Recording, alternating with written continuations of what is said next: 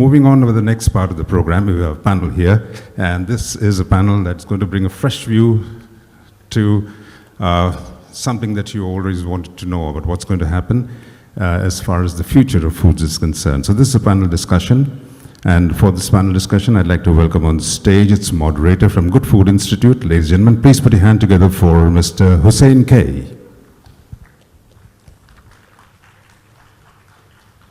Hussain will be joined in real time on stage by the country representative, the India country representative for USA Dry Pea and Lentil Council, Mr. Sachin Khurana.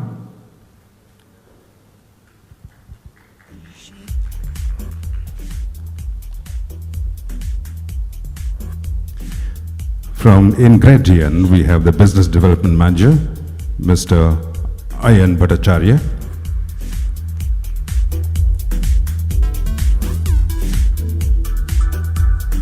Global Project Manager for Beulah, Mr. Tino Titus. And partner Nirma Nutraceuticals, Abhishek Nirakhe.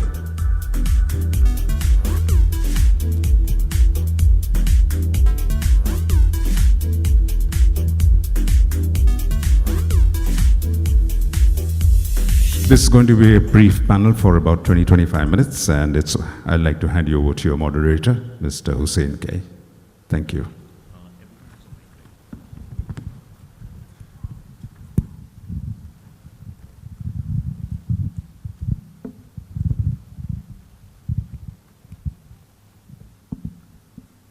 Good morning, everyone.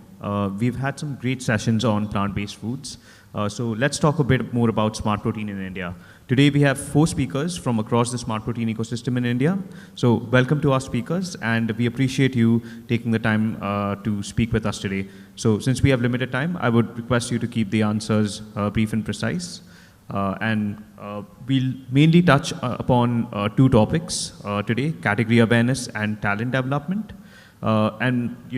As you've heard some of the other speakers talk about, despite a lot of momentum in the last few years in the Indian ecosystem, there are some fundamental challenges, and 2 of those key challenges are category awareness and talent development.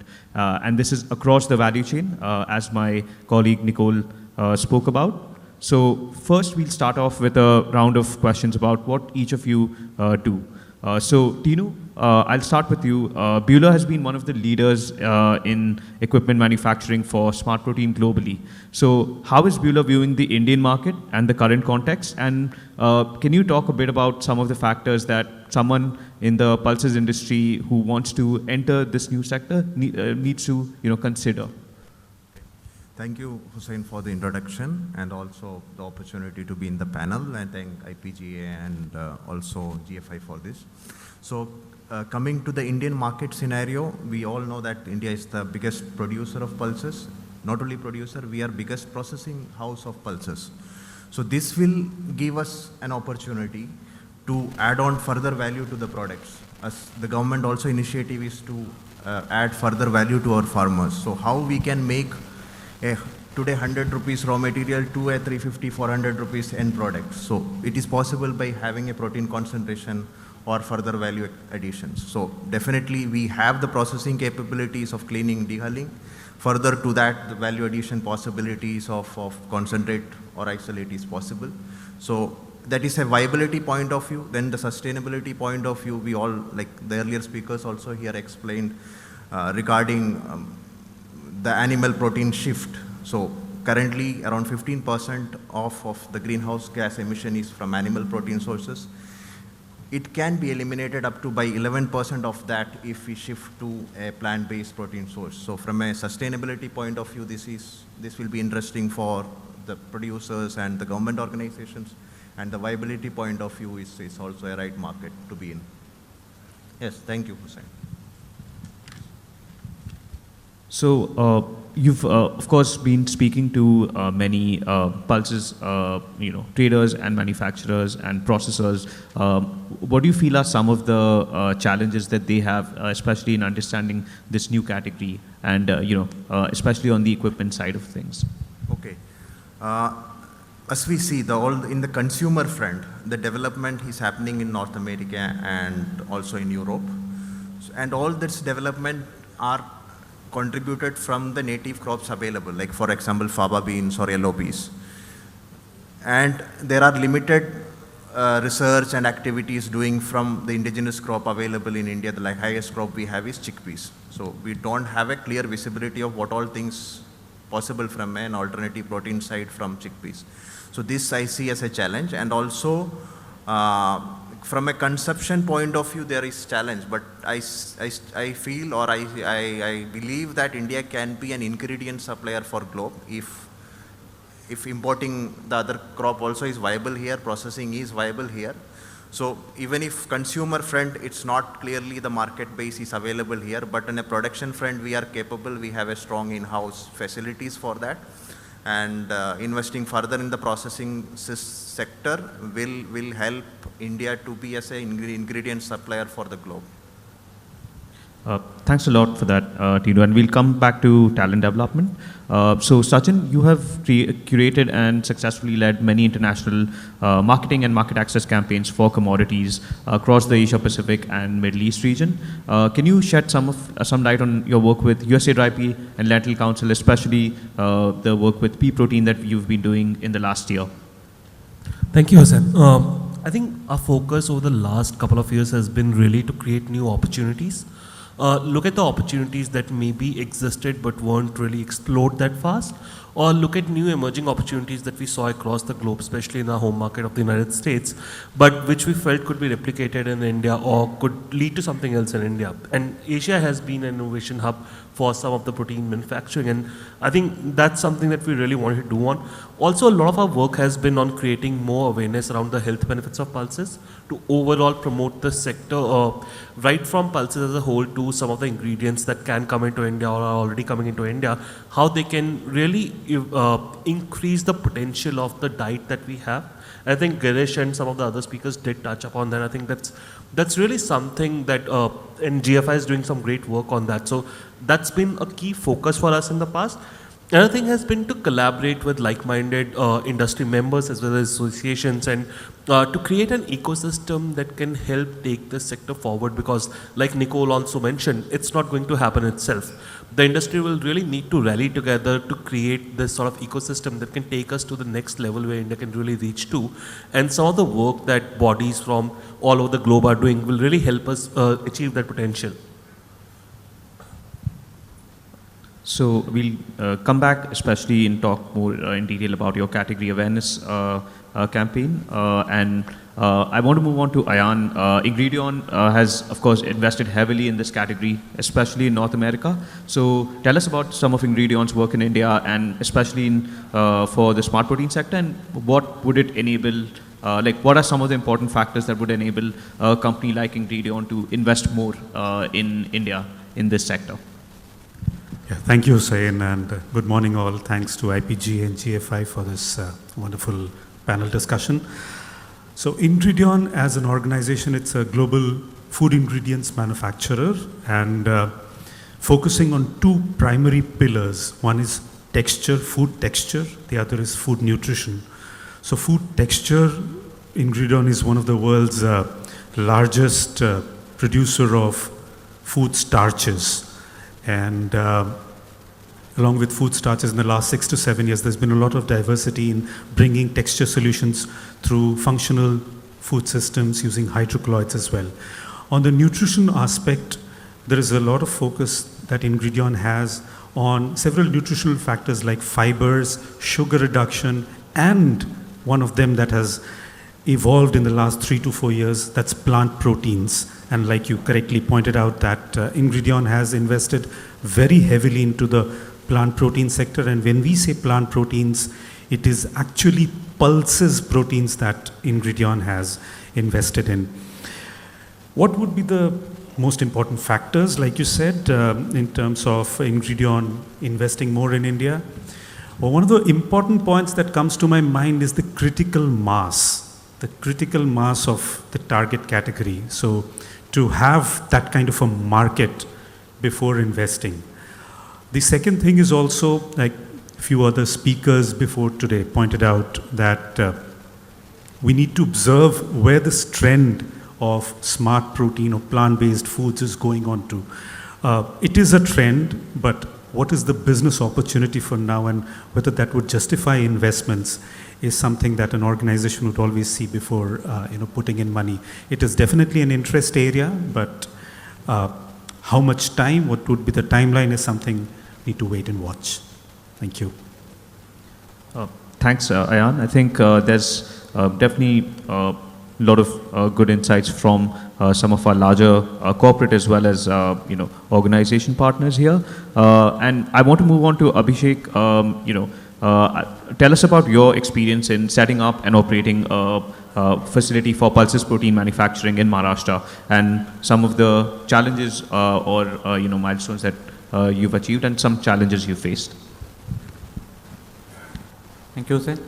So, talking about an experience definitely good. The company is Amay Design Solution, and Amay Design Solutions helps Nirma Nutraceuticals in JV to develop this product as well as to get it up to the production.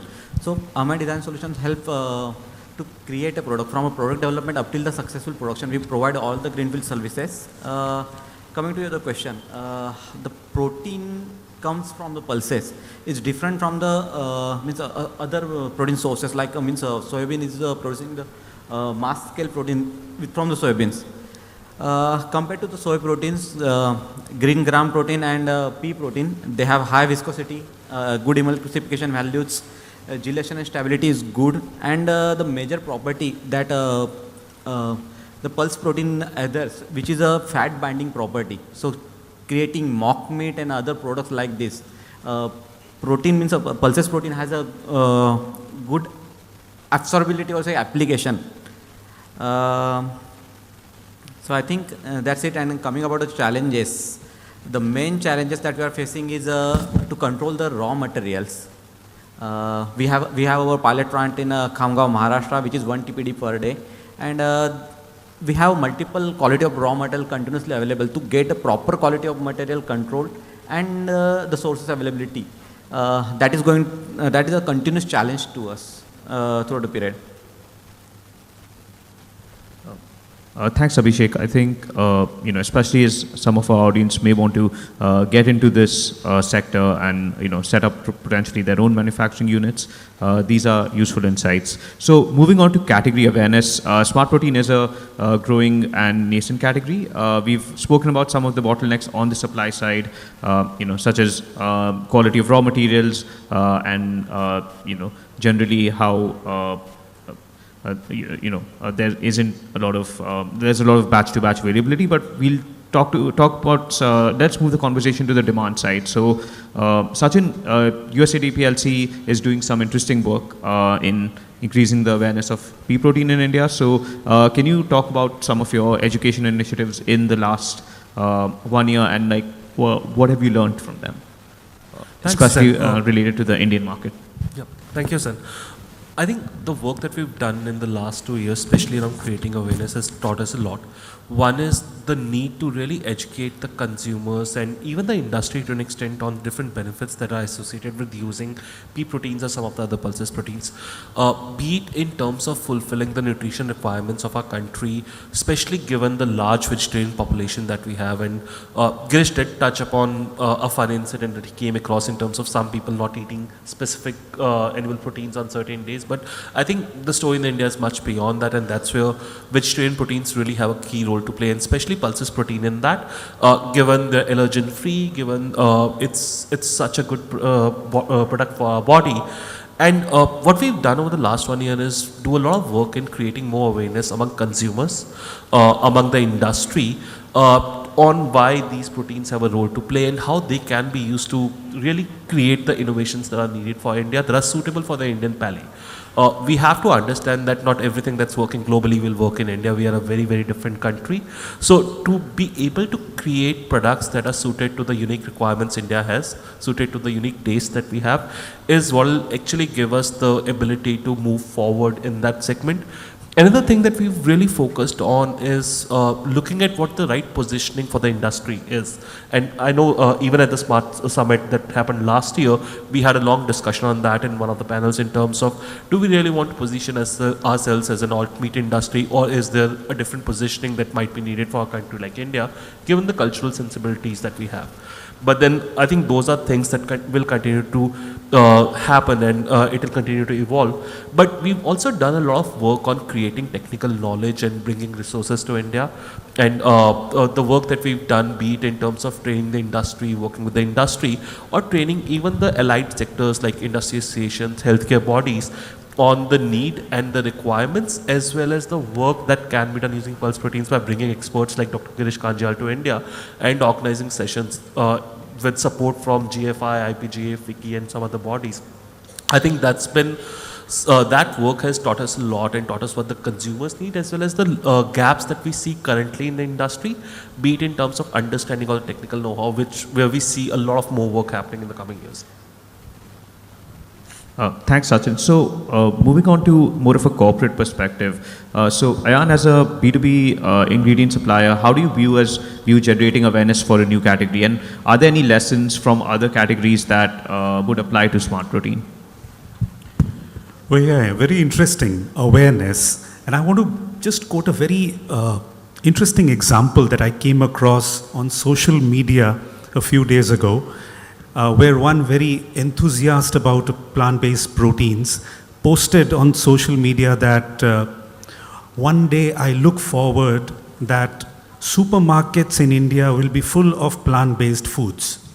And my response to that post was that ever since supermarkets started in India, plant-based foods have always been there.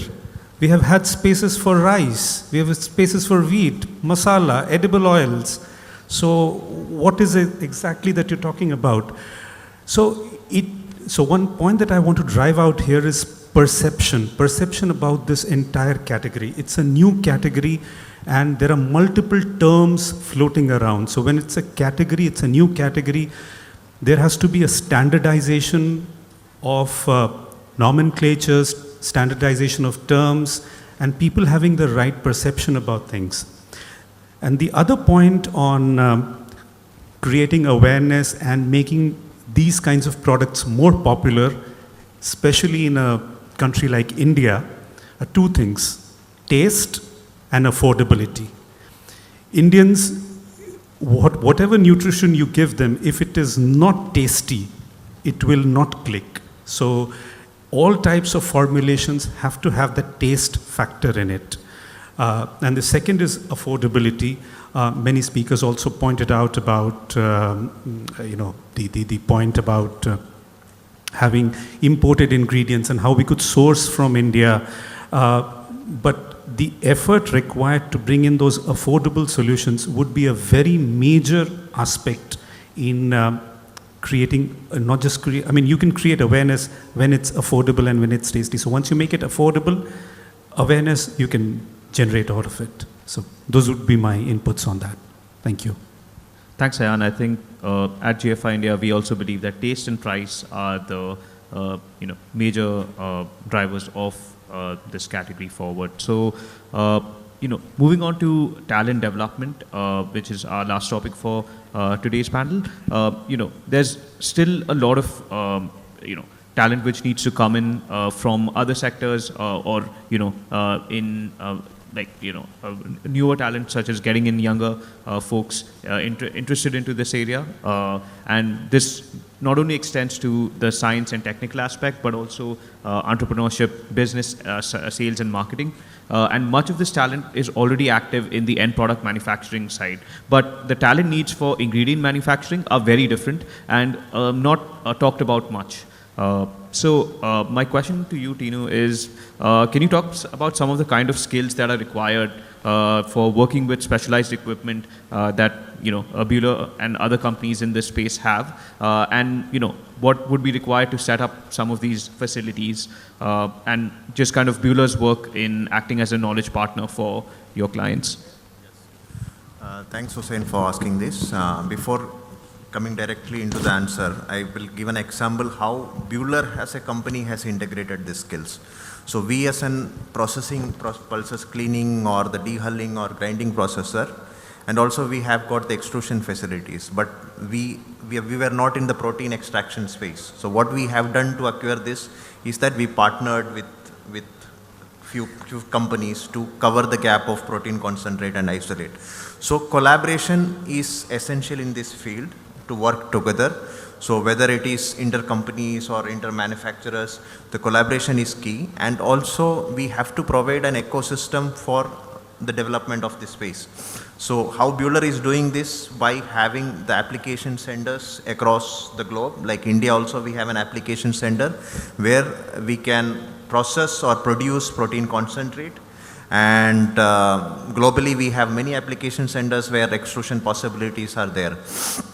So in these fields, as I said earlier, the collaboration is needed, and not only providing the space for the such activities, Buhler is also into training and development of operators or the plant manufacturing facilities. That has been done periodically through the application centers it has. And to add on to that, for catering a global market of protein, alternative proteins, we need to set up a manufacturing facility as per global standards. So while installing or commissioning such facilities, we have to ensure that highest level of engineering capabilities, food safety standards, all has been implemented. So this also requires collaboration, partner development and all. And Buhler is into that space as well. Thanks, Sinu. So, Abhishek, as an operator of a pilot scale facility and also as a technical consultant for other greenfield facilities, what kind of knowledge or training is required for someone who's looking to enter, manufacturing of ingredients? So, as I talked earlier, if you can control the raw material with the quality and quantity, then there is not many things. Not much technicality remain. It's just a normal extraction process with some critical control points. That's it. So we can support you all the trainings up to the operator trainings, even to the management trainings, research trainings. We help to set up the laboratories for those. Definitely means it's an easy task, and anyone can do it. So that's not an issue. But are there any specific, educational qualifications required, or are you looking at a specific skill set? So, if you are looking for a person who can control your R&D, then yes, it requires some specific.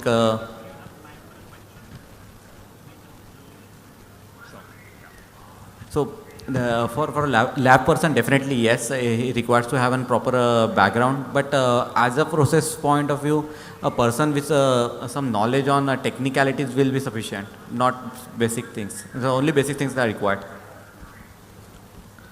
Yeah, great. So I think we have concluded with all the questions for our experts. There is one question in the audience. For one audience member has a question, so we can move on to that. Yeah.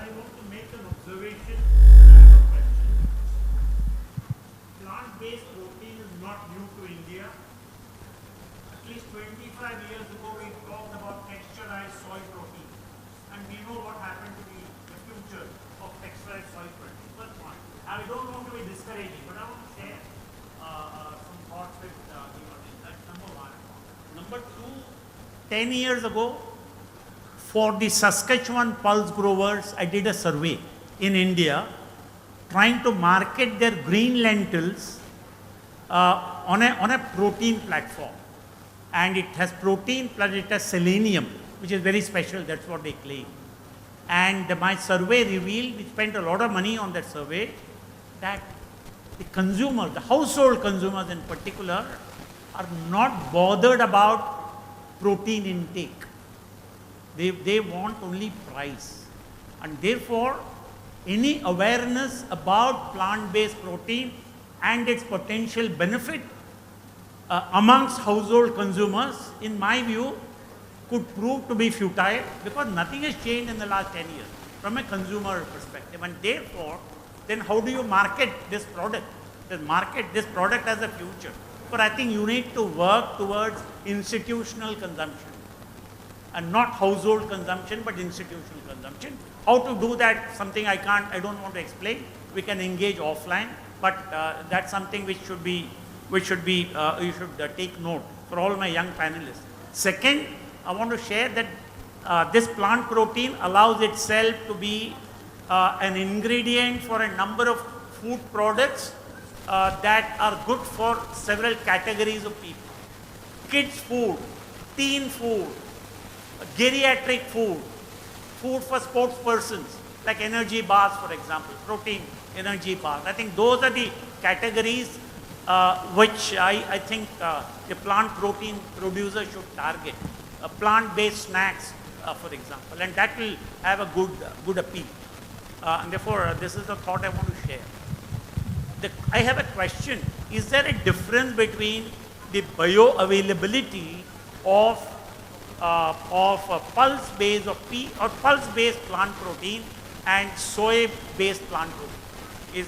Is a question. I don't know who will answer. And second, we also had dal analog 10 or 12 years ago. The American Soybean Association engaged with me, and we tried to promote dal analog through soya, but it flopped, really speaking. And therefore, we need to carry these experience. All youngsters must know that all this has happened in this country. Therefore, what was my question? Bioabsorption of protein through pulses versus bioabsorption of protein from either groundnut or soybean. Is there any difference? Yeah, sorry. So, would anyone of the panelists want to take the question about bioabsorption? So one thing here, we made a study about soy and this lentil proteins completely. The difference between first I'll come about the rather than bioavailability, I speak about the absorption. So suppose the plant protein is considered to be one absorbed into the body, so digestion time takes of 1. Then pulses protein like green peas or yellow peas protein, it takes 0.92 exactly. And talking about green gram protein, it takes 0.89. So that is 11 and 8 to 11% difference in the digestion. Coming to the point that so bioavailability, lentils protein. Lentils protein is better. It's easily digested. For the food products like for baby products, it has been good. The second perspective here is it is GMO free. That soy-based protein is been extracted on the marginal scales, and it's need to be genetically modified into the laboratory to getting it used for the specific purposes. So lentils and this protein doesn't require an GMO modifications. So these two major differences are there between these two you suggested. Yeah. I'd also like to make a counter comment on what you were saying, Chandrasekhar sir. I think the work that's been done globally by our council and even the work that Greg's body is doing, and his presentation this morning was really, really impressive, and thank you, Greg, for that, I think. But there's been a sea change in this world in the last 10 years, and I believe what we were talking about 10 years earlier, where we are sitting now, it's a very different world.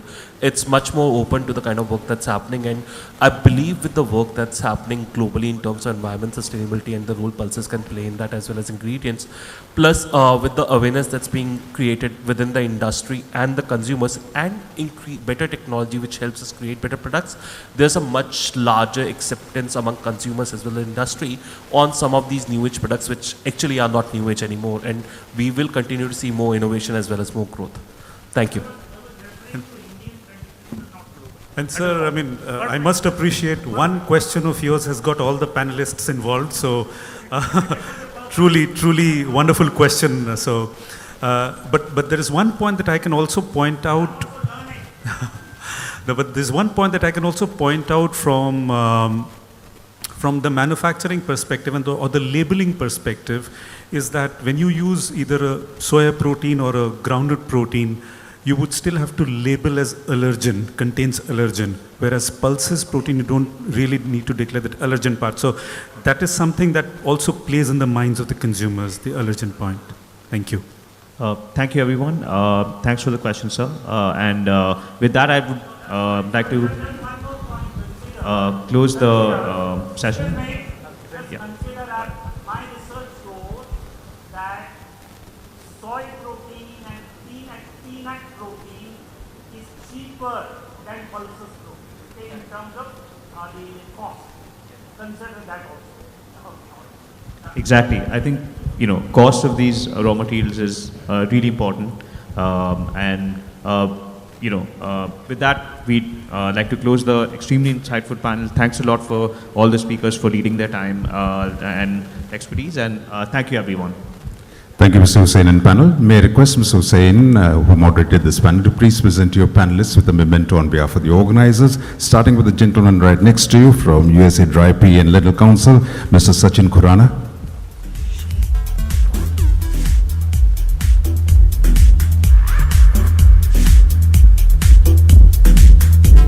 Up next, we have from Ingredion, Ayan Bhattacharya.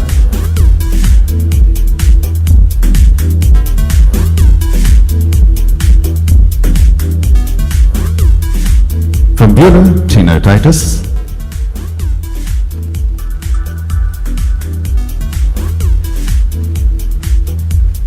And from Nirman Nutraceuticals, Abhishek Nirakhe. May I please request Mr. K.C. Bhartiya from the organizers to please step up on stage, Mr. Bhartiya, and present a memento to our moderator, Mr. K. Hussain.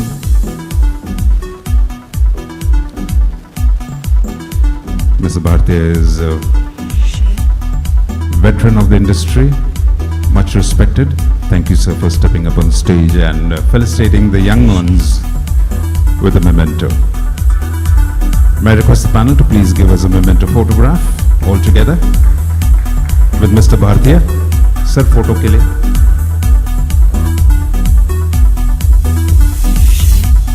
Ladies and big round of applause for the fresh talent and views that are definitely going to take the industry forward. And thank you, Mr. Chandrasekhar, for your inputs.